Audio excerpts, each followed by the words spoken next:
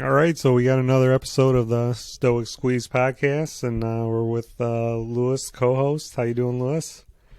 What's up, everybody? And today our guest's name is Logan Hopf. So this is going to be a long introduction, and basically, I've lived in Kenosha County more or less on and off for the last, I'd say probably going on 20 years now. And there's this gym called the Recplex, which is right in the area, which is this like mega gym that has like pools and basketball courts, and there's like huge volleyball tournaments. I think they even got an ice skating ring now and all kinds of stuff. And I've basically been a member the whole time, even when I lived out of state. That's how much of a degenerate and clearly not a fitness person I was, is I paid for many gym membership that I never went to. And anyways, I love playing basketball. We grew up, as we talk about, always in the Chicago suburbs, and I played when I was young, and basically, loved the Jordan Bulls and everything else. And still to this day, one of my favorite things to play. So I would play a lot at Recplex, even just shooting around by myself. And in 2018, when I was back in the area and going to the gym and going through a little bit of my weight loss transformation, I started to see these guys just dunking basketballs. And I think I talked to, I don't know if it's your brother or the other partner, Logan. It was the taller one. Like one day I was just asking questions. I was shooting by myself before work, and it was like the coolest thing ever. And then it inspired me to watch this documentary. Like I didn't know about you guys, and I didn't like really like wasn't doing social media like super hard back then, so I didn't even think to like follow or whatever. And then I watched this documentary about some guy who trained himself how to dunk in his like 40s. It was like a 30-minute YouTube video. It was super cool. So then my brother and I started a podcast called the Spartan Brothers Podcast, Logan. And it's when I went through that weight loss transformation I told you about, it was basically like going through that.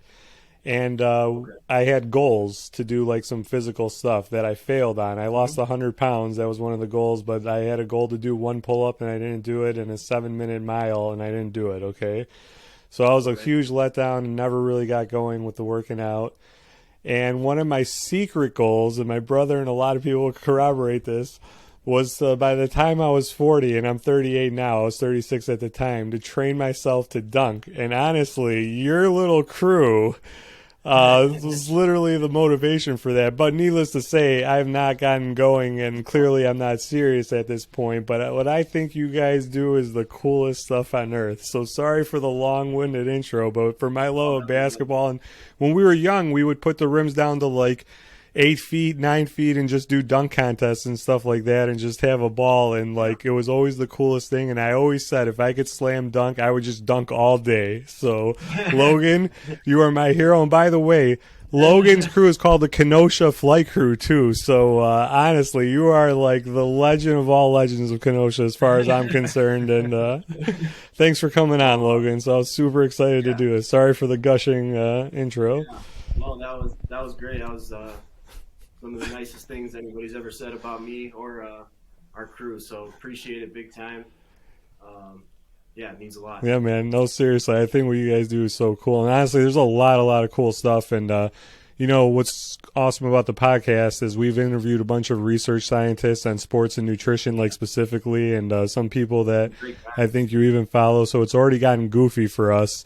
And even that being said, I'm not the science dork of the group. Lewis is. Like, he's way, like, more into it. I'm more, like, learning as we go. And it's just so cool to, like, have you on because, like I said, I always love basketball and stuff, and this is just amazing. Yeah. So, all right, I'm done. Anyways, ask your normal intro question, Lewis, so we could get this going. Well, I just want to clarify, you're only a failure D to the people that know you. Yeah, that's true. So, yeah. No, thanks for coming on, Logan. And we met before, just kind of coincidentally, when I was going to get my plantar fasciitis worked on at the sports therapy place down the street, and we got to talking about like what we do and stuff. And you just casually mentioned, "Oh yeah, I like to train for jumping and dunking." And the first thing in my mind was, "Wow, that's awesome! Like I didn't even know that was a hobby." And then number two is I probably have the worst hops of anybody I've ever met in my entire life. That's why I was a wrestler in high school, where there's no requirement to really jump. So, Sure. but yeah, take us through your journey. I'd love to hear how you got into jumping. I've seen some remarkable videos of you dunking above 10 feet. I'm pretty sure I saw. Yeah, You're in incredible shape. It looks like you do some kind of training with a business partner, and you do something what looks like very easy. Like Dimitri mentioned, you do something that many, many, many people, including myself, wish we could do. So, for whatever reason, but we I like to say right now that 99.9% of all men in this country wish they could dunk if they can. Like, if that's not, it's not, they might not admit it, but for sure, like, if you pressed them, like, they would say, yeah, I wish I could dunk. Like, so, Well, especially if you ever play basketball and are a fan of basketball. I mean, yeah, that would be 100%, yeah. Especially all the video games we grew up with and all that stuff. So, anyways, I'll hand you the mic, and where do you want to start? Yeah, well, to start, I just want to also say thank you. You guys are being very kind, making me feel very good. Thanks a lot for that. When I started training, I was probably about, well, I guess before 12. Let's go back to like where did basketball start? Tell us about like growing up and how you even got. Sure. You grew up in Kenosha? Are you Kenosha born and raised? Yeah, I grew up Represent, in Kenosha. Kenosha, Pleasant Prairie. I mean, as young as I can remember, I was dribbling a basketball, wanting to play basketball. Let's say maybe 5 or 6, and up till like 11 or 12, I just played basketball. Like you said, Dimitri, dunking on low rims was fun. Just doing stuff like that, but no like specific training or anything. And then when I turned 12, I started going to the gym with my dad. And we basically just did like bodybuilding style training, mostly just all upper body stuff. And then I was kind of like, we're neglecting our legs, Dad. What are we doing? So we started squatting when I was about 12, maybe just about to turn 13. And Chest day is way more fun. That's why. Yeah. So I've definitely flip flopped. I used to do all upper body. Now I just do pretty much all leg stuff. But yeah, we started squatting. After a couple weeks, I was out, shooting around, dunking on low rims, messing around. I was like, wow, I felt more explosive. I noticed I had an increase in my vertical, so that was exciting. How old? About 12 or 13, maybe just turned 13 by this point. And so that excited me because I grew up believing the myth that, your athleticism is what it is genetically. There's no change in it. You're born how you are, and it is what it is. So that really sent me down a rabbit hole of researching and just trying to find out, how far could I take this? At 12 years old, man. Like, yeah, 12. I just turned 13. I remember when I really kind of just went gung ho. Like any of my free time, I was just Googling things. I was trying to find advice, and obviously this is long before like social media is widespread, but there was still like, a couple websites you could find. Jump Science was one of them. He's one of the OGs. So then I kind of transitioned from more of the bodybuilding stuff to centering it more around the vertical jump, especially because as a basketball player, I thought that would help my game more than just, blasting out high rep upper body. And so from like 13 to I would say 16, I was training, dunking on, progressively higher rims. I think when I was 16 years old, I was a sophomore in high school. I got my first dunk. So that's obviously like a memory you'll never forget. And that only kind of pushed me even more because I'm like thinking, maybe I'm not done growing, which I was at the time pretty much, but how much farther can I take this? Am I topped out? Is there, a lot more I could get here? And as the training evolved, I learned more, and I was kind of able to tailor things a little better. I just kept progressing, and I just stuck with it. And like you said, it's addicting in the sense of, you want to dunk and you want to do it all the time, and that's really is how it is.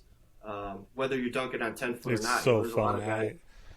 I had a hoop right in my backyard, and like a lot of my friends did too. Lewis lived like right down the blocks, and honestly, I would get in trouble for playing like too late, like all the time. This is a common thing. And then you put the rim down low, like it would be at 8 feet at all times, and like you just be dunking like every single night, shooting, and like it was seriously. I like, wasn't, but yeah. Yeah, It is. It's addicting. It's fun. And now, like you said, Lewis, a lot of people still don't know like dunking's a thing, but with social media, Well, it's kind of turned into let's say something else too. How tall are you? 5'10", 5'11", Yeah. maybe on a good day. That's 5'10" crazy. and a half, Yeah. probably. And Spot on. yeah, and there's lots of videos out there, so we'll definitely shout it all out and tell people where to find it and stuff. But definitely check it out. And Appreciate for it. those of you who don't know, I mean, the average height in the NBA at this point's got to be like what, at least like 6'5", like 6'6". Oh, yeah, I'd say And 6'6", probably. That'd be my guess. Yeah. there's NBA players that are taller than you that like don't ever dunk. I mean, I don't know if they can't or whatever, but you know what I mean. Yeah. Like it's pretty damn impressive. Right. And growing up an NBA fan, like the short people that could dunk, like the Spud Webbs and Mhm. Muggsy. not Muggsy, who was the guy that won all the dunk contests. Nate Robinson. Yeah, Nate Robinson, and like it's like watching magic. I mean, seriously, it's ridiculous. Like, so Yeah. you Yeah, I create love that. magic, Logan. That's what I'm saying with these dunks. I appreciate it. Well, hey, why don't you jump into some of the research that you learned early Sure. on, and what has it evolved to? What Yeah. it sounds like you were like a student of doing this. Yeah. What did you find out right away? You already said that athleticism, you're happy to find that you're not necessarily born and stuck with it. And I believe that too, except for dunking and hops. So thank you for telling me that maybe one day I have a chance. You sure can, man. But what did you learn in the beginning, and what did that change into? So yeah, like I said again, the only exercise I did when I started without the intent of increasing my vertical was squatting. But as far as like the training that was out there, there was really only a couple programs. I remember one of them was kind of garbage. I think it was called Air Alert. It pretty much just used high volume, really low intensity plyometrics and nothing else. So that could be like a good little tool to have in your training, but if that's all it is, you're not going to get much results. There was another one, the jump manual. That one was pretty good. It was a combination of weight training and plyometrics, and that's what you really want to go with. Like as things have evolved, now pretty much all, at least the good trainers, good programs, it's going to be a mixture of weight training like squatting, deadlifting, and plyometrics like jumping, sprinting, depth jumps. So yeah, if you're targeting, everyone's a little different, but pretty much you got two ends of the spectrum. You got your max strength, so time is taken out. It doesn't matter how long it takes to create the force, just max, and then how fast you can produce it. So a good training program is going to address both. So you want to raise both of those to higher your potential, but each individual is a little different. Like me, for instance, I've always been, and maybe it's because of my early start in weight training, really gifted on the strength side of things. That comes easy. But the higher speed stuff, the quick pop off the ground, the ability to create the force fast has been tough for me. So my training is going to be different than somebody like, say, your average high school basketball player who is really springy because they're playing basketball. They're getting all that plyometric contacts, but they're weak. They have no strength in their legs. They maybe can't even squat over their body weight. But yeah, so I would say that it's evolved to max strength. So getting, let's say, relative to body weight. So getting like your max squat up would be your big measure that you're trying to do. And then your ability to create the force fast. So sprinting, jumping, depth jumps, rhythmic hops. There's so many different plyometrics you can go into, but those are like the two categories that are the big ones, and all the better trainers or training programs focus on those. So yeah, I think it's in a good spot now, and part of it kind of irritates me because people it's like anything else, social media, people just steal each other's ideas, and that's another reason why I believe in Daniel, because he was preaching this stuff 10, 13 years ago, when everyone else was kind of going in these crazy directions. So there was a kid. Do you remember Rich Jizwicki in middle school, Yeah. high school? One day Played I saw him basketball. walking. He played basketball, and one day I saw him. What's So his we're last name? Drewswicki. Jizwicki. Ricky what? Richie. Rich. Oh, Richie, sorry. Yeah. He was a high school friend, and Okay. I saw him walking home one day. He got really serious into basketball, and he was walking home with those shoes that at the front of it had a huge pad or like It's like a platform. yes, yeah, some kind of Kind of platform. keep your heel off the Yeah, ground. he was literally walking home with those shoes on, and I waved him down like, "What are you doing, dude?" Yeah. Yeah. By the way, He's like, I'm trying to learn how to jump higher. I I'm need like, to "Oh, I need to make an apology to Richie Drewswicki because when we were in 6th and 7th grade, I was a much better basketball player with him, and I talked a lot of shit. Okay, like big time. And we were on the team together and everything. And he like would say that he wanted to play in the NBA, and like I basically like laughed at him. And by 8th grade, he was like better than me, and like I wouldn't admit it. And like I saw him like a couple times after that in like high school. And I think like I even saw him dunk, or can he dunk, or like it was like I think I don't saw know. him dunk. I don't know. And anyways, he was way better than me. It wasn't even like close. It was like night and day. So good for you, Richie. Sorry for being a douchebag 7th and 8th grader. And yeah, you're for sure went a lot farther in basketball than I did. So Hey, quick question, Logan. So you mentioned velocity, right? Yeah. And Right. acceleration. It sounds Yep. like is a big part of its strength, of course. Yep. What about there's got to be a mental aspect to this too. Essentially, I don't know what other words to put this into, but just not being afraid to dunk, right? Yeah. I'm sure there's an element to that of going attacking the rim and having some kind of focus to do that. Would you say, or would you agree Yeah, or disagree? I would say that's true. And there's like two parts to that. So the first being like you talked about fear, especially if you're not dunking yet. You go to a regulation hoop and you're not having a good day and you're getting rim stuffed, 20 times in a row. You get rim stuffed once and your morale, everything just, it sinks down. It's hard, especially if there's other people around, which normally there are at any given basketball court. It's tough to keep going. And then on any given day, like I said, if you have a bad day, maybe one day you go out and you're getting some dunks, the next day you go out and you're not getting close. That can just absolutely kill you. And then on the other side of it, like you talked about, you want to explode in. That's something I've actually struggled with, being mostly like strength-based, is not using enough speed in my approach. And it makes a big difference. You want to, like you said, harness speed and your momentum, and that makes a huge difference, not just in the height of your jump, but the way it looks, just the overall mechanics of it. So I think that's definitely very true on both accounts. For Yeah, sure. I've got to think that from someone who maybe has a long way to go from dunking, there's got to be there's got to be a pretty big resilience element to it too. I have to think this is a pretty darn long process of a lot of ups and downs. Yeah. And not progress, not even by inches. Right. It sounds like, and to continue, I applaud you, for continuing this, because this sounds like a grind. Like it really does.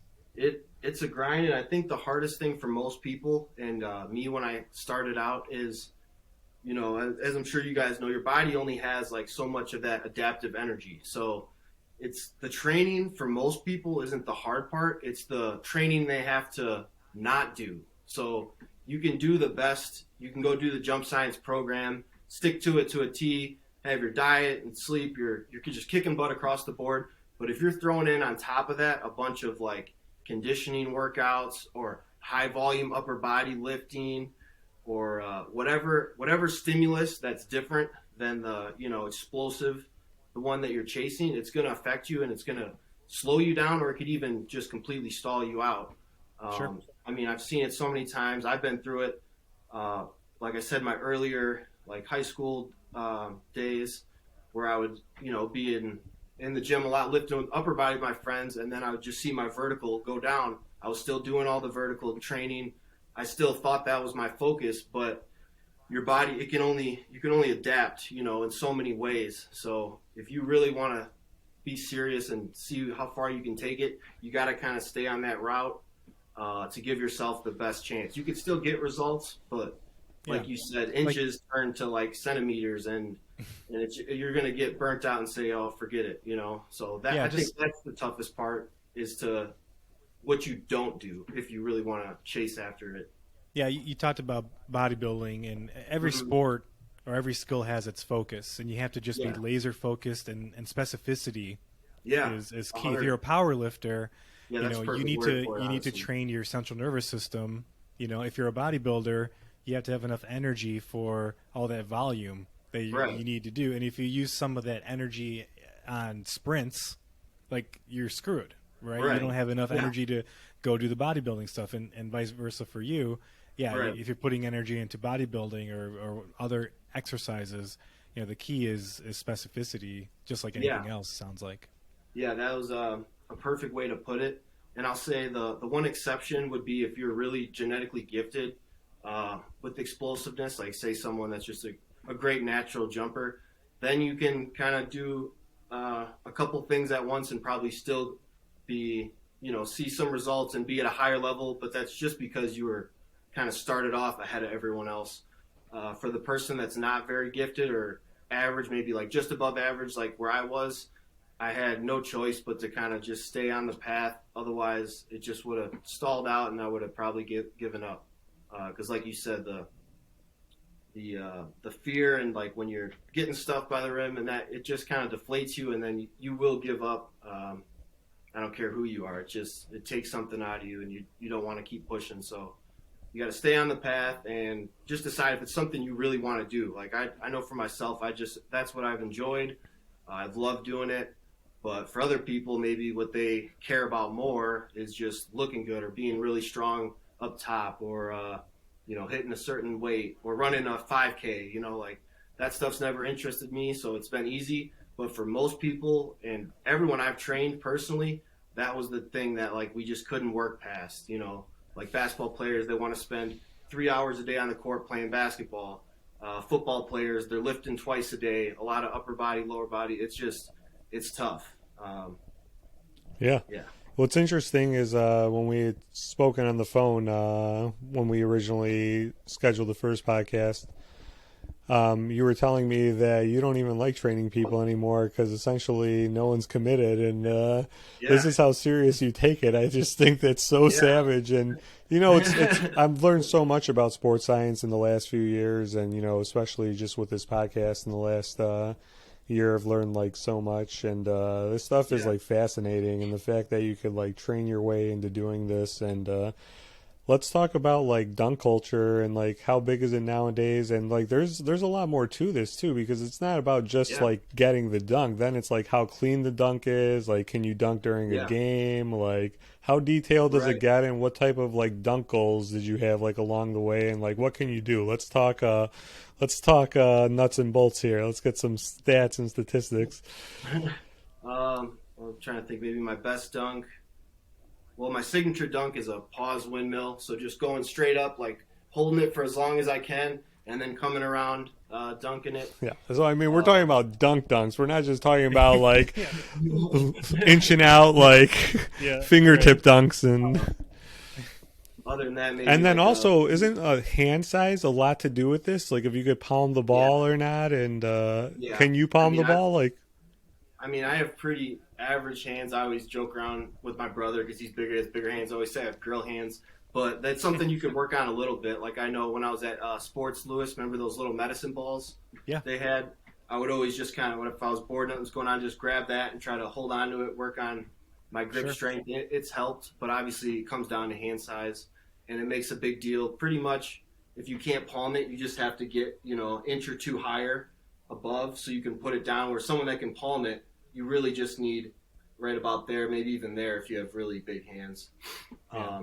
And it makes a big difference. Like you said, the style is a huge part. It's not just about how difficult the dunk is. It's how you make it look, how clean the flush is. And if you could palm the ball, like you said, you're a Jordan fan, his dunks, he could yeah. do the most simple Do you dunk. It think? just Do you looked think he had? Do so you think? beautiful because he could just hold the ball out, and just make it look so Do you effortless. think he had the Uh, surgery to widen his hands? I don't know. Is that Is that a I never, rumor? is That's that like that's a rumor? big time like rumor, and honestly, like I don't know. I used to listen to those sports talk radio. I was obsessed with sports, man, and like Yeah, everything about those '90s Bulls teams and stuff. And when the documentary came out earlier yeah, in the pandemic, just obsessed with it. Anyways, Yeah, that's like something that I don't know if it's been proven. I don't know. Did it come? So yeah, if you guys hadn't heard it, you guys both saw the documentary, Oh, right? The yeah. Final Dance. I'm gonna look into Yeah, that. That's so if it interesting. wasn't in that, like, because he pretty much addressed a lot of like the rumors, like about Jordan and stuff and that. But yeah, so Logan's talking about the way like Jordan. If there's anyone younger out there and hasn't seen Michael Jordan videos, I mean, the way he just carried the ball, moved it around was just like so Crazy. ridiculous. And Crazy. yeah, allegedly maybe there was a surgery involved where he widened his hands. And honestly, I don't know. Would you put Like, it past Michael Jordan doing something like that? took I his wouldn't. Like, thumb, took his thumb down, or what did I he? think it's like the webbing. So sorry, hold on. Oh, So like, and basically I don't widen know. it up so he can grip. Like if you Google I it, don't know. you're gonna read like at least conspiracy theories about it. Just thinking yeah. through that, that would mean like the best athlete in the world risked his career. Yeah. If Well, something went wrong with the tomorrow we're surgery, right? interviewing a grad student who just wrote a book on how to spot like nonsense. So basically, we'll run it by him and see like if my critical Yeah. thinking's like way off here. But I don't know. Who knows? I mean, Yeah. I Anyways, wouldn't put it past the, him, if you know, the, it's regardless, competitive. like the fact that he could do that, you know, and just carry the ball around like Right. that's like just amazing and like made dunks like that much better. Yeah, so like you said, that's a big one. The style of dunks, just the way you make it look. If you can make it look effortless and have a clean flush, you know, you could have two people doing windmills, and one kind of looks like, you know, you would kind of look past it, and the other one, same dunk, but it's a quick flush. It's hard. He hammers it. He makes it look like he wasn't trying. It's just way more eye popping. And like in a dunk contest, which are getting bigger now that it's becoming a sport, that's what's going to score high. It's not all about, you know, how much, you know, tricks can you pull out of the bag. It's how much style do you have on them, your height, and just the overall look of the dunk. In my opinion, that's what matters more, because, you know, at the highest level, these professional dunkers, they can do just about every trick, but I think the best ones are the ones that can make it look easy, always have clean flushes, and yeah, the style is just on point. And where would you rank yourself as, you know, compared to people that are in competition? Have you compete? I would say I have not competed. I would say I'm probably maybe just like one tier down from like the top guys. On my best day, I think I could hang with them and be there. But my problem right now is the consistency. Like, you know, the videos you see, those are on my best days. There's days I go out where, you know, I would look like, well, that's the same guy, you know. You're saying that on social media we only put our best days on Yeah, there? those are all 8-foot rims. So, Dude, I might is have there to is there dunk. controversy? Like I've seen you like respond to some stuff, so there's always people questioning so- and. Yeah. Oh, they there's do. Well, always- here's the thing. I've there's seen you always- guys in real life, and I've like can for sure play basketball my whole life. Like I know the rims for a fact 10 feet, and like Yeah. you guys are throwing down, so like it was Yes. pretty amazing to see. So Appreciate it. That's something we were always a stickler about, because, like you said, with social media, you can kind of trick people so many ways. And so one of the I'm not going to name him, one of the bigger name guys, he pretty much got called out for always finding rims that were below regulation. You know, like 9.8, 9.9, and to the average person, it's like, what's the big deal? It's a couple inches. But if you're into dunking, you know, like a 9.8 or a 9.9 rim, it feels like 9.6 or 9 foot. Like it makes a world of difference. So just like controversy like that, or the other big one is like nobody can agree on how dunks should be judged. yeah, that's the thing with any type of sport that has judges. Yeah. Like just Right. get out of here. It's just But- subjective. Like Yeah. it's just Yeah, rough. but that's really the only two I can think of. Besides for that, I would say it's definitely a positive community. It's not a lot of like competitiveness. It's really, and that's one thing that kind of kept me going. Was once it got bigger on social media, I just enjoyed being a part of it, and everyone pushes each other. Yeah, no one's really like trying to say I'm better than this person or whatever. It's just everyone's trying to get better and That's awesome. grow together, because it's not cutthroat. No one's making millions of dollars. Like there is guys that are making good money now, but those are, you know, like the top, Yeah. you know, 0.5% of the dunkers. But Have you yeah, it's a considered positive competing? community. What's that? Have you considered competing? Yeah, Or- that's definitely the goal. Yeah. I definitely want to just keep trying to get better, grow my following, and I would love to do a dunk contest. And I'm sure Gavin and Carl, Yeah, same man. thing. Let us know. Let's do a podcast like before and after. And honestly, we're actually going to be doing like other things where we're going to powerlifting competitions and such in the future, and we might like eventually, maybe in 2023, start doing some live ones at these things. So let us know what your schedule is in the future. And yeah, I would love to go see a Yeah. dunk contest. I mean, so where are they I can, usually at? Is there any in like Chicago or Milwaukee or? um, I mean, there might be, but from what I see, like on Instagram and stuff, it seems like they're always more of a tropical climate. Like they're always in Florida or Dude, start organizing California. them in Kenosha. Team up with the I'm sure we Recplex, could. like start And advertising. it's gotten bigger, like in the Kenosha area. Yeah. Like a couple times, people have come up to me and they're like, "Oh, you're the jump science guy, you're the Kenosha flight crew guy," and they're like, "Oh, I've been into dunking now too," and like they'll ask for tips, and it has interest. Where when I was younger, there was none of that. Like people, maybe the first time they'd see me dunk, they would think it's cool and ask me something, but then after that, it's like, yeah, forget this dude. Where now it's gathering more interest, it's kind of growing, and I think in like 5 years from now, it's going to be like a legitimate sport, and people are going to be it's going to be even larger community behind it. So I'm just hoping I can keep it rolling and watch it, be a part of it. Yeah.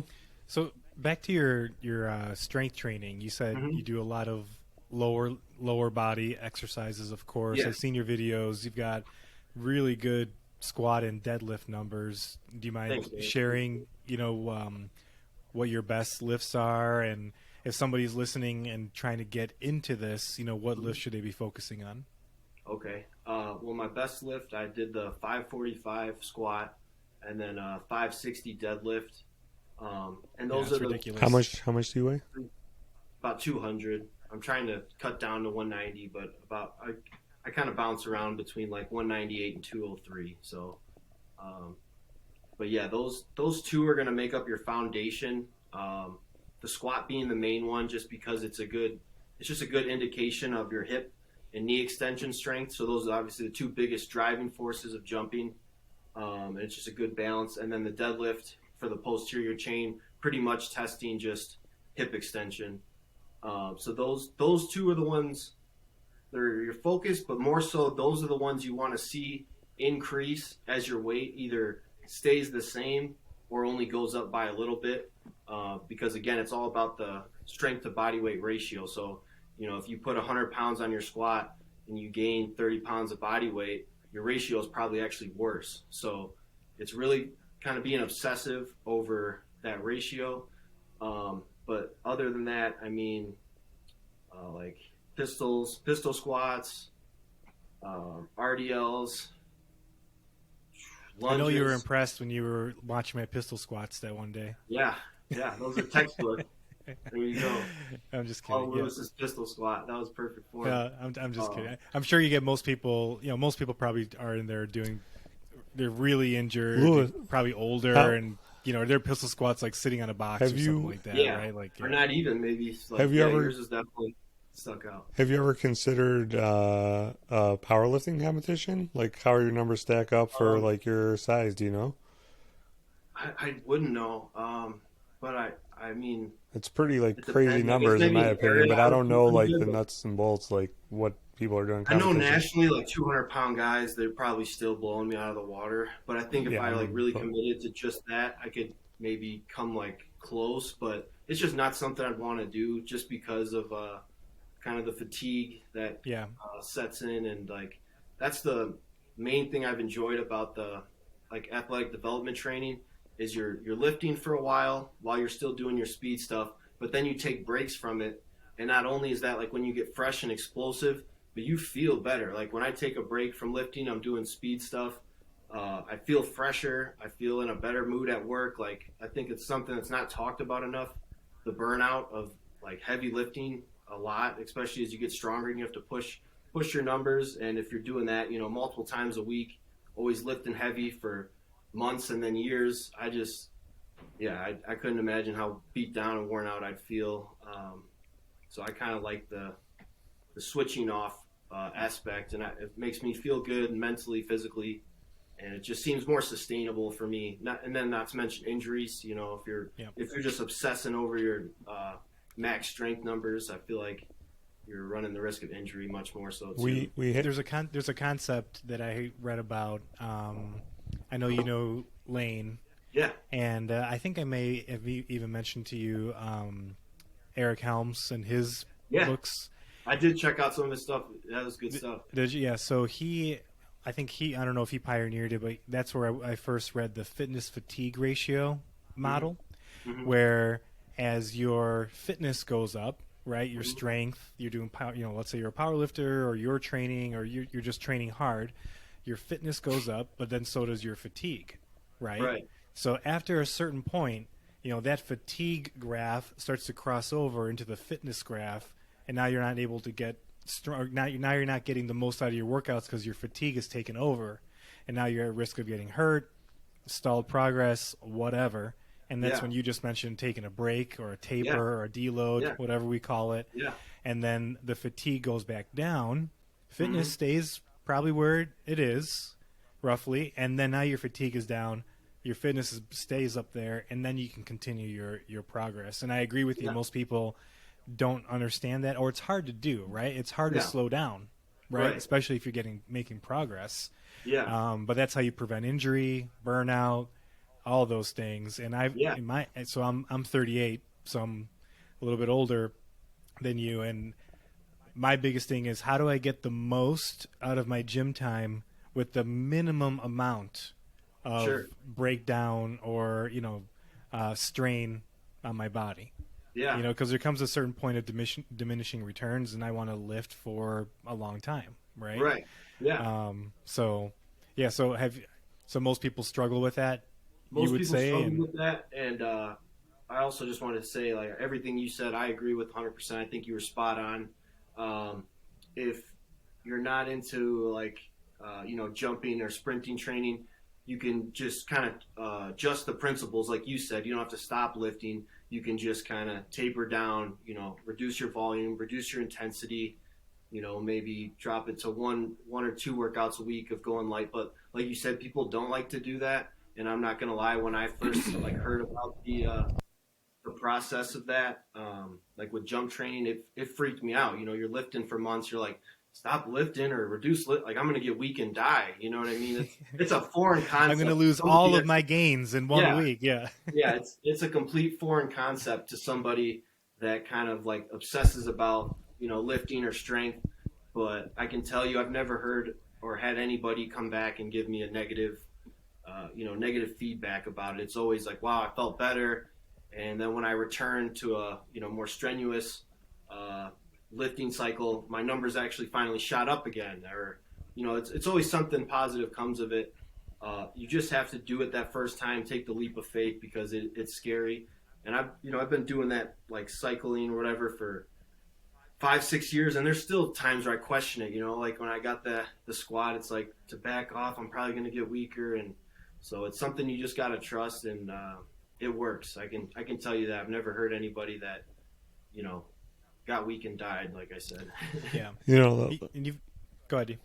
One of the podcasts I missed, Lewis did solo, but we had a guy, Dr. Trevor, on, who's a MD and strength and conditioning or strength and nutrition coach, and I think he was using Ed Cohen as the example, but like basically how you guys were talking about, like the way he trained, like was why he was so like prolific and he had the longevity and just like down to like a science. And a lot of times, people were like unimpressed like on the way up that he wasn't like pushing it hard enough, but like Ed Cohen is known as one of the greatest powerlifters of all time, for anyone that's listening and doesn't know who he is. And on that episode, he brought up Ed Cohen because he was one of the most methodical powerlifters in his era. Never rushed it, never overdid it. Went even on a day he felt extra good, and if he didn't feel that good, then he backed off a little bit. And it's just that methodical way to think about training, as opposed to, I'm going to go as hard as I possibly can every single time, because that might feel like you had a great workout or a great training session, but did it actually progress you, Right. in your goal? So, and it sounds like you have that down.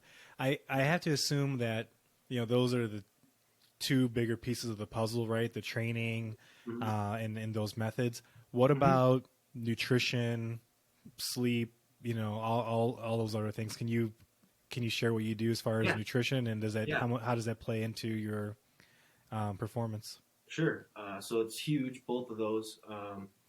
Obviously, those are like the three things if you want to increase your vertical. You have to have your training covered, your nutrition, and your sleep. I'll start with sleep because that's quick and easy. I sleep 7 to 9 hours a night, every night. Like if I don't get that, it's probably once in like 2 months where something crazy happens. Like I religiously sleep mostly 8 to 9 hours because I just feel better when I get the higher range. No With kids, right? no kids, yeah. Hey, and all the Makes sense. No, just and kidding. all the family members and friends I've been harassing to get more sleep. See, you heard it here from a guy who could dunk. All right, so you better It's listen. yeah.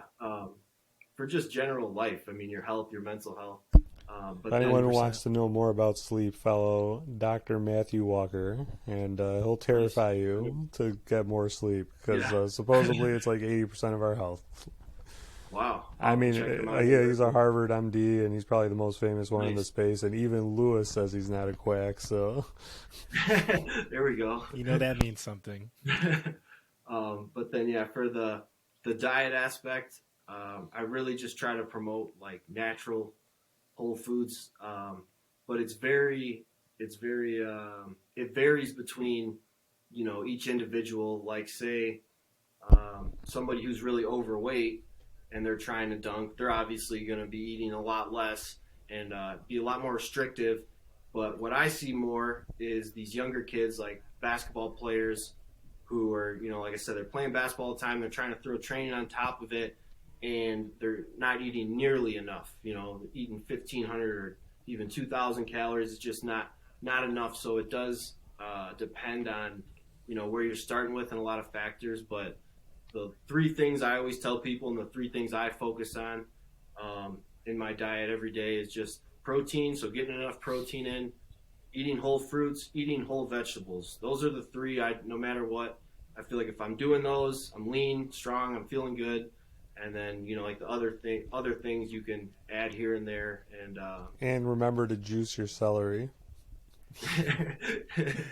No, very well said, Logan. As my old football coach used to say, it's not rocket surgery.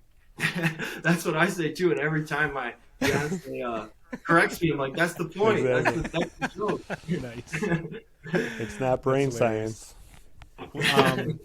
Yeah, I've read a lot about performance, and I revolve my nutrition around when I'm training and stuff like that. I did see a post of yours about supplementation.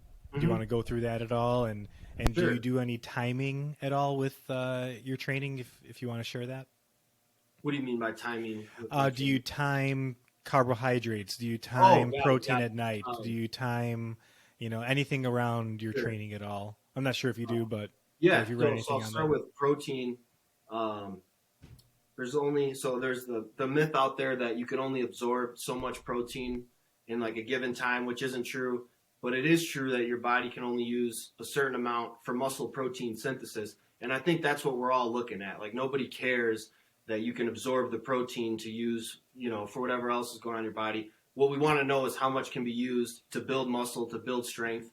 And there is a limit on that. So protein timing wise, every couple hours, I'm getting some kind of protein in. I drink like 3-4 protein shakes a day just out of convenience. I don't want to eat chicken breast all day. And then with the carbohydrates, for sure, before a workout, I have, maybe 40 to 60 grams of carbs. During a workout, especially if it's a longer one, I'll drink a sports drink with sugar in it. So I get the carbs during the workout to sustain me. And then after, it's always a little bit of carbs and then the protein right after the workout.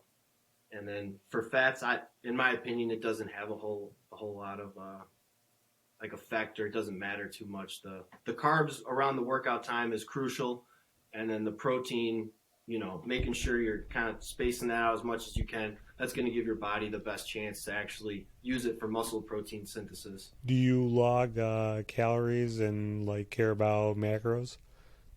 So I've gone through like periods where I've done it. Like I don't know if you're familiar, Dimitri, but me and Lewis were actually talking about it at when he was coming in for therapy.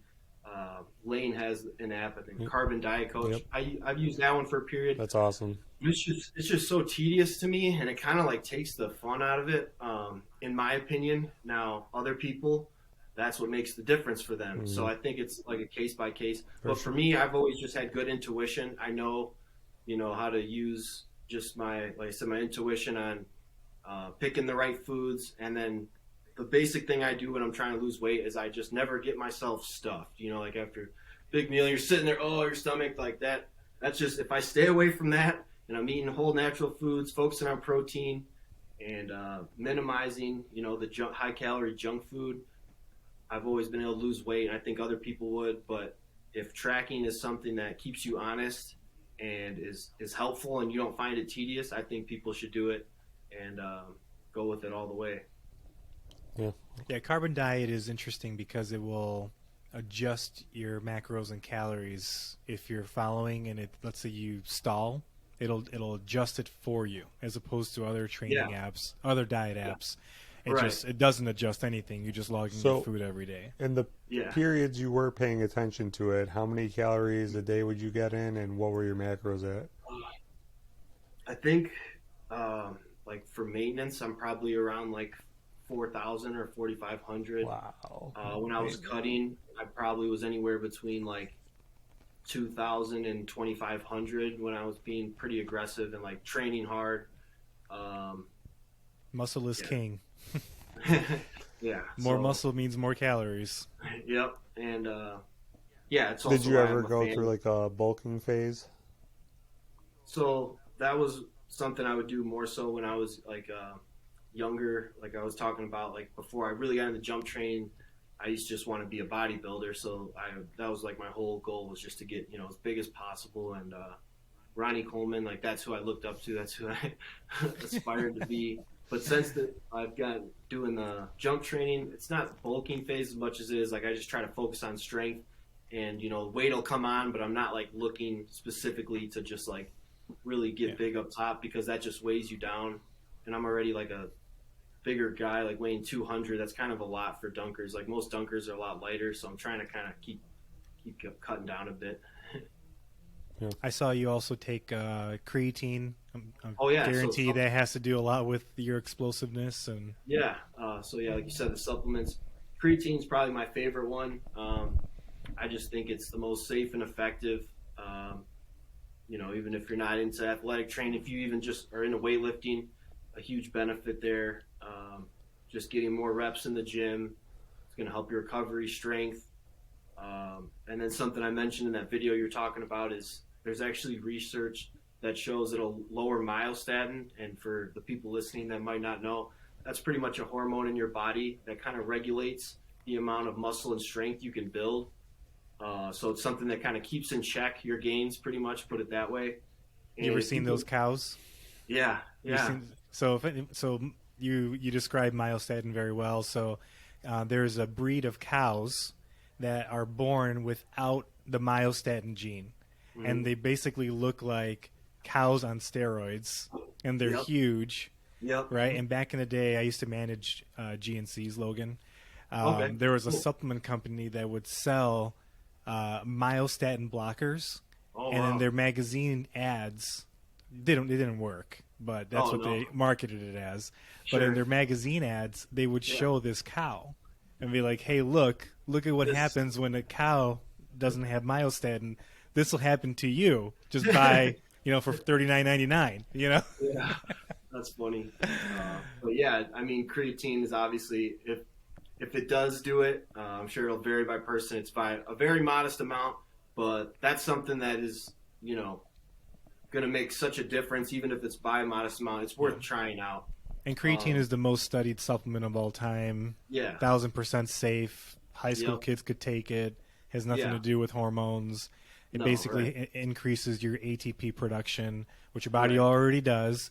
you already get creatine in food, but very little, so about 5 grams a day increases your ATP production, which is that basically is part of the Krebs cycle of increasing energy production. So for dunking, of course, and explosiveness, pretty crucial to have as much ATP as you can get. So so that's I think I explained that correctly, but correct me if I'm wrong. No, anyway. That sounded great. So yeah, that's the big one. It's probably like my favorite. I normally take that year round. Vitamin D, like as we know in Wisconsin, in these winter months, I think that's a big one. Most people, if you tested them, in these winter months, they're going to be deficient in that.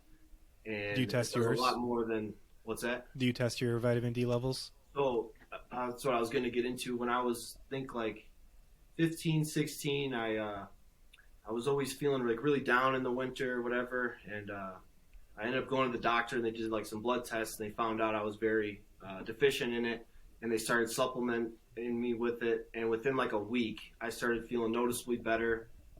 So I told like everyone I knew about it, and everyone I know that takes it in the winter. I tell everybody I know about it too.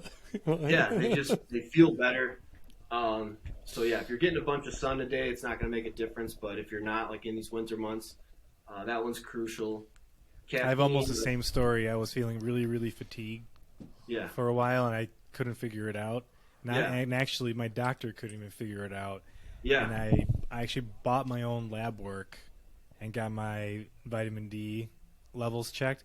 And actually, and technically, it was within like low to normal range. But I actually increased and took vitamin D. And I have to attest that was it. That like got me out of feeling like fatigued and foggy. And I actually I got a physical recently, and I got my vitamin D levels checked. And I registered at 75 for vitamin D levels. So before that, I was in the like literally 29 or 30, which 30 is technically the normal range, but it's like on the very low normal. But I'm going to keep taking vitamin D and keep my levels around where they're at.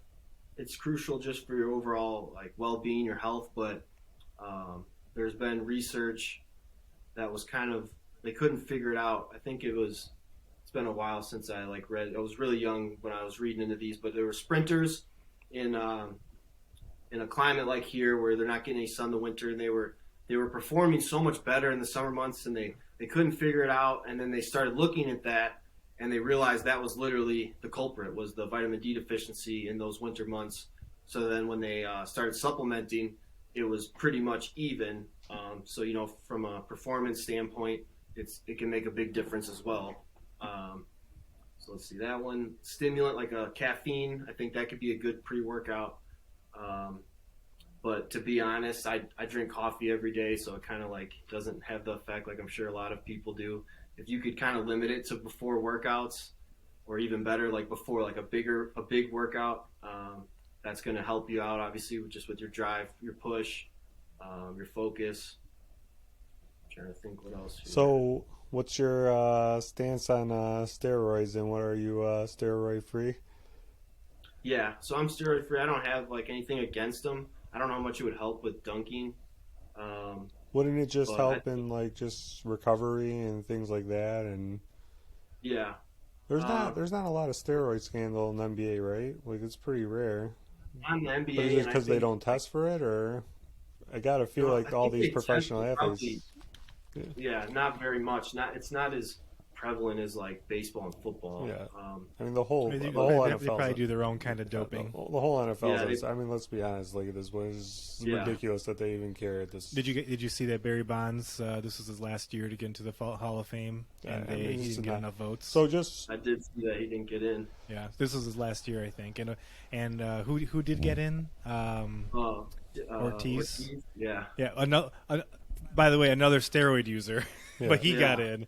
But Barry Bonds didn't. Yeah, it's a joke. I mean, if they really like found out some better ways to test these guys and they did it, religiously, I would like my prediction would be like 50% at least, probably more than that, MLB players, and then NFL players outside of like quarterbacks, kickers, punters, probably 60-70% and up. I mean, the guys are all doing it. If you're on the offensive line or running back or defensive back, it's just kind of like it's part of the sport. And I think they either need to just start testing, finding better ways to test, keeping guys honest, or just stop. And Or who cares? Let them do it. They make millions of we're paying them to basically destroy themselves on the field, and for them to continue doing that, like there's no other way. I was on a plane once, coming home from a business trip, and I sat next to a trainer who trained the Cirque du Soleil, and he was talking to me about it and stuff, and he told me that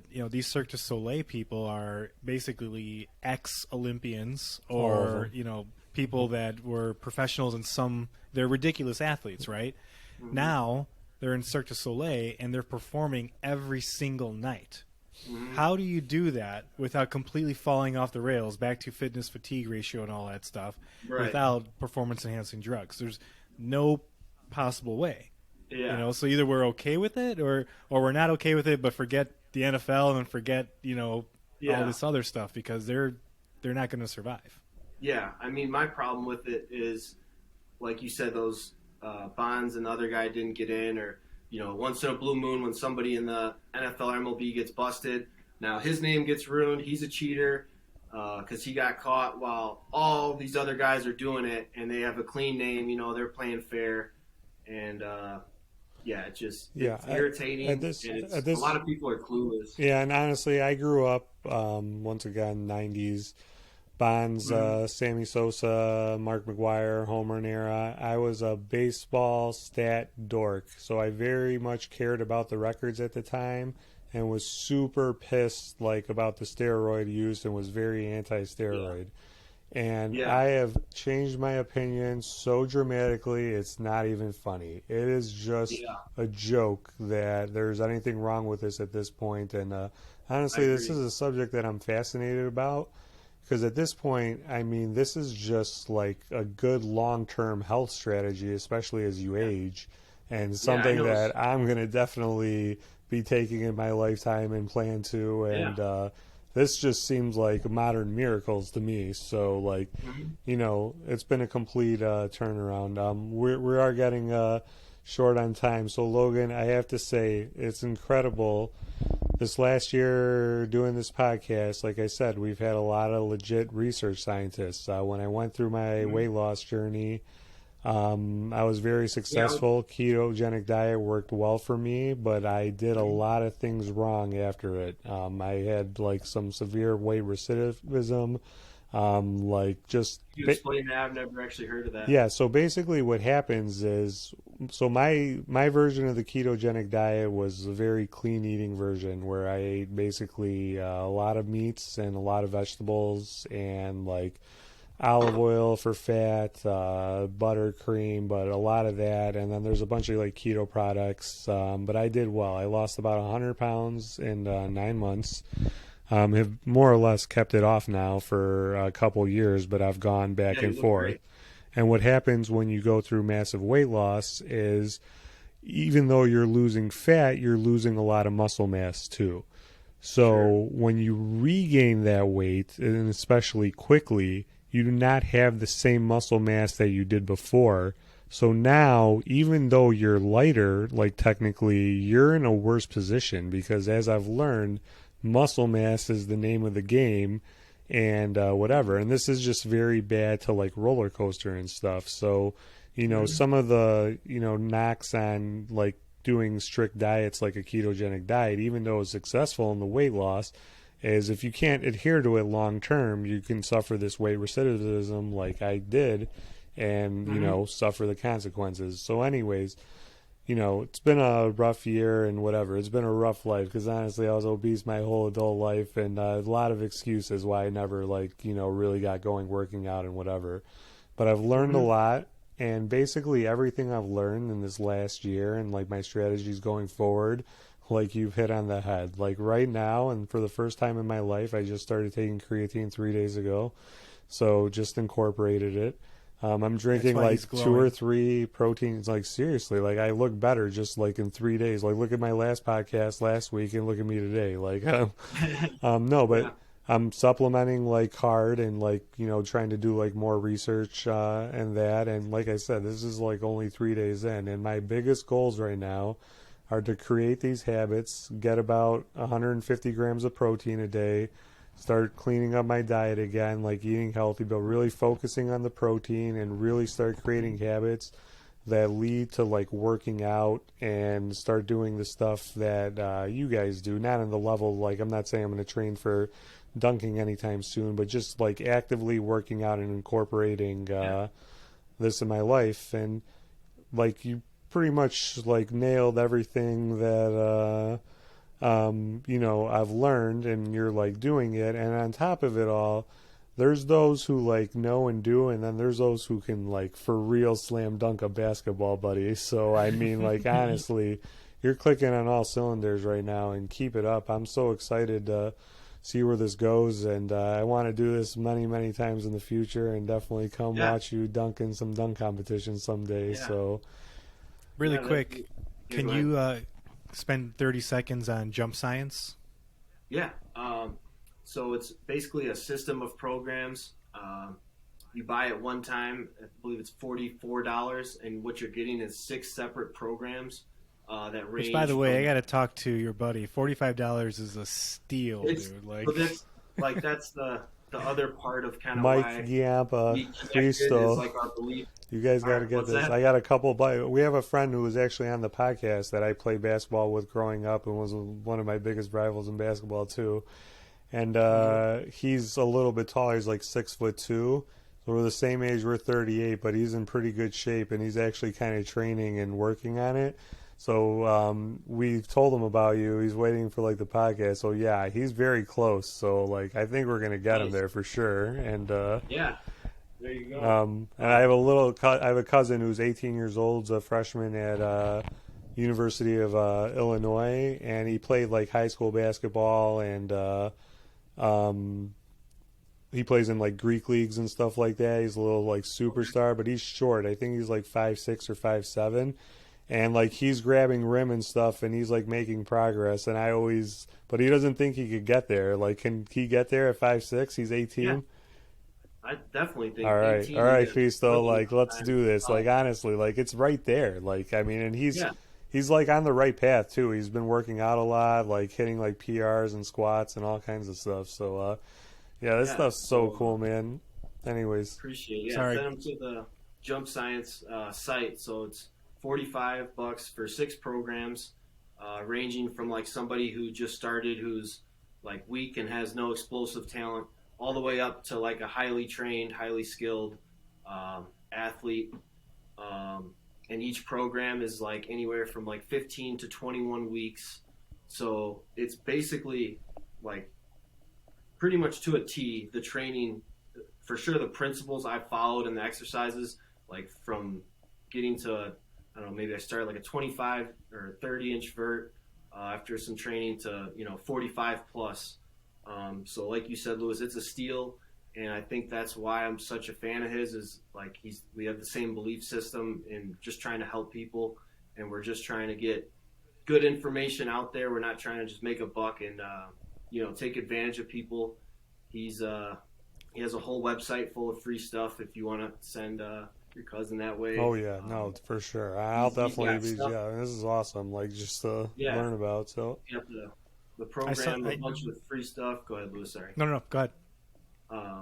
And yeah, he could not even buy the program and pretty much make his own off the free articles. But the program, for the price of it, in my opinion, it's something everyone, even if you're just a little interested, just to get an idea of like what a good training program for that kind of thing is, or if you have kids who are playing. Don't worry, sports, you sold at least 4 programs already, so this podcast was worth it. So charge them double, D. Yeah. Yeah, $45. That's amazing. It really I also saw that do you know who the knees over toes guy? Yeah. Is? I saw that he follows Jump Science, which is pretty cool.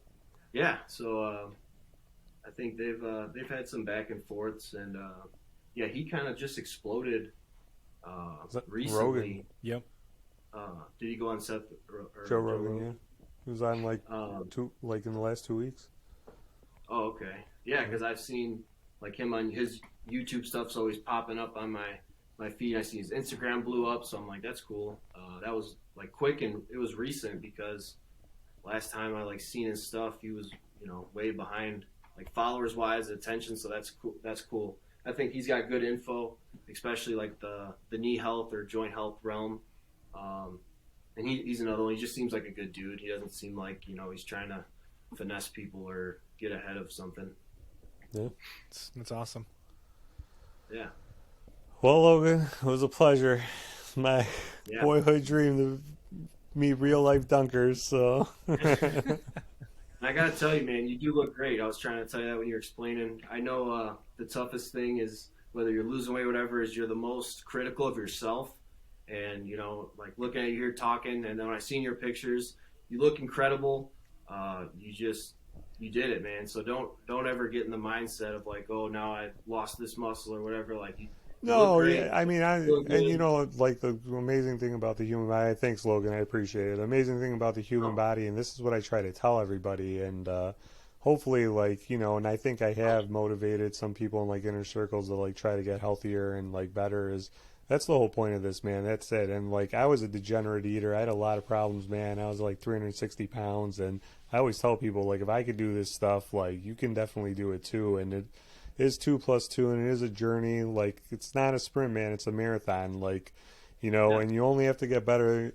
You only have to get better than yourself, So just one day at a time, keep getting better, keep learning, keep exploring, and figure it out. And I appreciate it, man. And I'm getting there. Like, this podcast is huge. Like, this is just unbelievable to just, like, if this isn't inspiring, man, like, it's for real. Like, now or never time. And I think I'll get there. Yeah, no, it's always. I got the creatine now, so now it's easy game. I'm gonna be dunking in like 6 weeks. I'm gonna get the Jump Science subscription. Just wait, world. Let's go. All right, Logan. I heard a little bit of his story. If you guys don't mind, we could. I'll talk forever, but the training or like kind of your like path.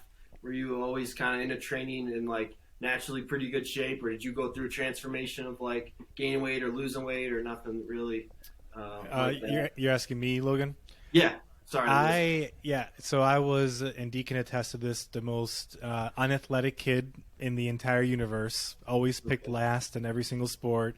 Could not catch a ball, even if it hit me in the face. Like, could not swing a bat. Could not throw a football.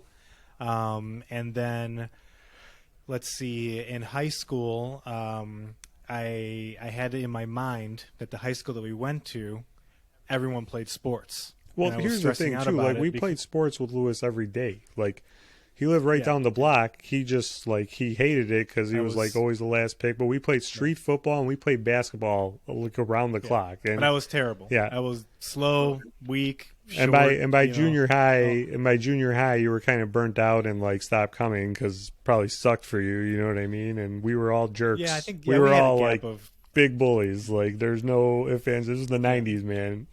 So in high school, I asked my good friend at the time, who was a 6 foot, 350 pound African American guy, and I'm like, so what? I guess I got to play sports. What do you do? I'll just do whatever you do.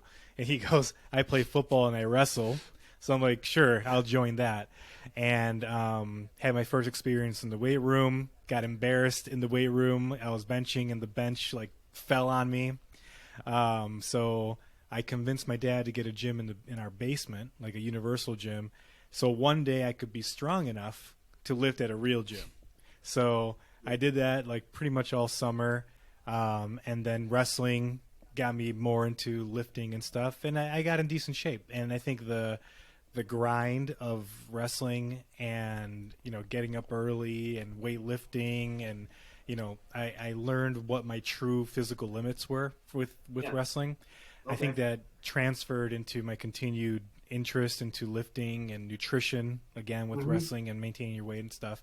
Yeah. And I'm kind of a nerd, so most things most things don't come to me naturally, and I usually have to read about it and study about it. So Dee will even make fun of me that I learned how to throw a football by reading about it because I could not comprehend how to throw a football. Like, I had to read a book on how to throw a spiral. So Logan, we went to a high school called Glenbard North, and it's a big school. And so you guys grew up as close friends? Like, yeah, we grew up on the same block. Yeah, since we were 9. Yeah. Yeah. And That's really and, cool. and on and off, on and off. We owned restaurants in Kenosha for 10 years together. Sparty Zeros. I don't know Cool. if I told you that, but anyways, went to a school called Glenbar North and is a wrestling factory. One of the best schools in the state of Illinois. Won state champions. There's national champions there, multiple state champion winners. And Lewis was, like we said, completely unathletic, and like one of the biggest like wrestling factories, like worked his way up, and because of an injury, not because he like cracked it, but like he was right there, he got to wrestle in the state final, the first state final that they ever went to.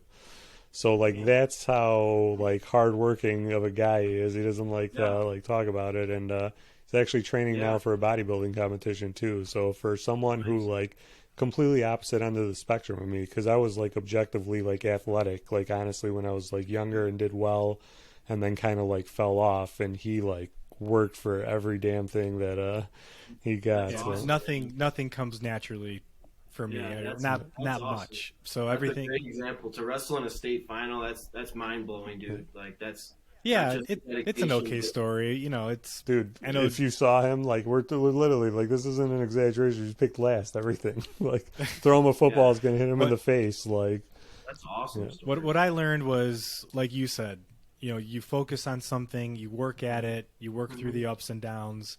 You know, I put in many minutes into wrestling, more than most people did. You know, and that's what got me to be where I landed, which was like pretty good for my high school, State cracking final. the varsity lineup. That was, you know, many people better than me, but for me, you know, I got to a place where I was satisfied with the best award that I ever won. I never won like an individual state championship or anything, but the best award I ever won in wrestling was the most improved award for most Nice. improved career award. Nice. That to me kind of ingrained in my brain that if I try hard enough at anything, you know, I can do it. You know, Nice. whether it's my professional career, my family, lifting. I'm not talented at lifting either, you know, but I'm decently strong for me, Mhm. you know, and Yeah. I'm going to keep learning, which is, I think, one big piece of the puzzle, and I'm going to keep trying. And that's the other piece Yeah. of the puzzle. And you pretty much talked about that Yeah. this whole time on how studious you've been, and then you turn that, what you learn, into behaviors and efforts, Yeah. and continue the grind. So that's just what I did, and, yeah. and Yeah. the stuff I'm interested in. And Logan, no joke, you're so inspiring for real. I know I've been blowing like a lot of smoke, and I'm like a fanboy with the dunking, but the fact that you're a 13-year-old kid and you like had a wherewithal to like research this and do the effort and like the how far you've come. And last question, and we've gone over Oh, the you can time, ask. but You can ask what's your me. vertical? So approach vertical, the best I've tested is 45 Oh inches. my On goodness! So my like, what were the on my like? I thought like anything above 36 inches is ridiculous, right? Like, well, you gotta also like keep in mind that standing vertical and approach vertical okay, is a pretty big difference as far as like inches. Like if you have a 40-inch flat standing vertical, that's pretty elite.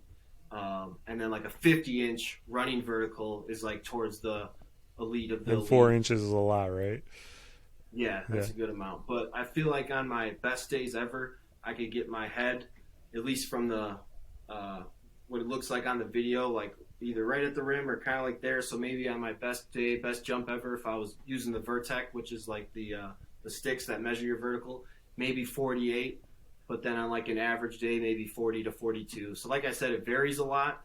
And if I want to take that step to becoming one of the best in the world, competing with the last top tier guys, it's just going to be figuring out consistency, because dunk contest is a given day, or you might go somewhere and you have to perform on a given day, and if I'm not at my best, then I'm not going to be able to hang with the other top dogs. They can kind of turn it on whenever. So that's been a challenge for me, and something that's stressful at times, but like I said, I think that this is fun. I started a career in a completely separate field just for the purpose of I can just maintain doing this for fun and never have it like stress me out, or Yeah. get to the point where it turns into like a job or something that's just I end up hating. Like you guys know, it's something you want to enjoy so you can do it for the rest of your life, Yeah. not hate it and then get out of shape and then be miserable. Yep. It's awesome, man. Awesome stuff, man. Thank you for giving me hope that I can increase my, All right, my vertical. for real, last Um, question: who's the fattest person that like transformed and dunked that you know of? And like, how old do people like actually do it? Like, what's viable? Like, what's the point of no return? Is there a chance for me, basically? Hypothetically, if I get my act together and I'm on a bodybuilding competition in 2023 summer, so I'm like, fit at that point, how far away would I have to be like training to like theoretically dunk? I'm 6 feet. You're 6 feet, and then how old are you again? I'm 38, so I would be 38. like, Okay, honestly, definitely I not. would be 40. I would be 40 starting Yeah, this. If I mean, that's definitely not too old. Can you estimate, like where, if you tried right now, or if you had a guess of like where you'd be, like you said, when you're in like your best shape, like how could you honestly, get the like, rim? Could you get above the yeah, rim? Could you like get net? freshman year, I have fantasies that I like could touch the rim, but I don't remember. But it would be really close if I didn't. So Okay. I mean, I it's used to lie and impossible. say I could dunk a tennis ball, but that story's not true. Anybody I told that to. That's funny you say that, because that was always my dad told me that he was like always like, wow, it's so impressive. I can only dunk a tennis ball, buddy. Like, it's so cool that you took it so far. And but yeah, it's impossible to give a prediction. There's just way too many factors. But I can tell you that you could But it's definitely in the realm of progress. possibility. That's all I need to know. Because honestly, Yeah, like, I, let's be I would honest, have I'm to. a joke. Like, I've said a lot of stuff, and we'll see. Like, I'm 3 days into taking creatine, so. Um, if you could touch the rim, say at when you're in the position you're talking about, 40 in your top prime Yeah, shape, I'd be the best you shape of could my life if even I touch could the pull this rim. off. So. I would say you could do it. If you're like still 8-10 inches short, I don't know if it'd be in the realm of possibility to get like 18 inches, Yeah. at that stage of your life. But if you're like touching the rim, or even maybe an inch or two short, I think it's possible. And maybe again, this is like I know. It's good to shoot. dream. So the fact that it is in the realm of possibilities enough for Yeah. me, especially in Oh men. yeah. So, Heck yeah. Logan, you're the There's best. people. Okay. Check out if you're bored on Instagram, like Over the Hill Dunker. He runs like this Yeah, whole. send me all the cool people to follow. Just keep sending me over. Yeah, And he's one. I think he's 44, and he kind of got into it later, maybe when he was 40, and he's been progressing, and he can get some good clean flushes down.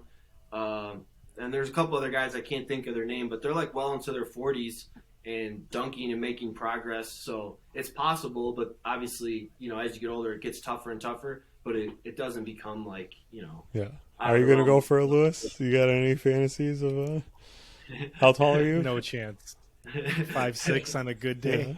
Yeah. Come on, man. Maybe, It'd be a with small- sensation. Small calves. Do it for small Guatemala, hands. Lewis. All right, guys. Honestly, Logan, you're the best. Thanks for coming on, man. I definitely want to do this Yeah, I again. So. appreciate it big time, and I gotta say, guys, I really appreciate the kind words from both of you and getting to talk to you. You really inspired me to get moving. I've just been feeling, down, whatever, unmotivated lately, and you guys really got me fired up, made me feel good about myself. So Yeah, man. I appreciate it. I really enjoyed the talk and hearing your guys' stories. Those are also motivating as hell for me. So I'd love to do this again. Yeah, for sure, man. Fix Well, something else, or, rehash things we missed. Whatever it is, you guys decide. And that's why we tell people it's like between an hour or two. And some people have like very strict schedules and whatever, but yeah, these tend to go long because it's just so much fun and there's so much to talk about. So yeah, I had a great time. And keep doing great things, man. That's awesome and inspiring to see you do that. So. Yeah, and Kenosha, baby, hometown represent. Lewis lives in Kenosha too, so it's weird. There we go. Hey, town. Yeah.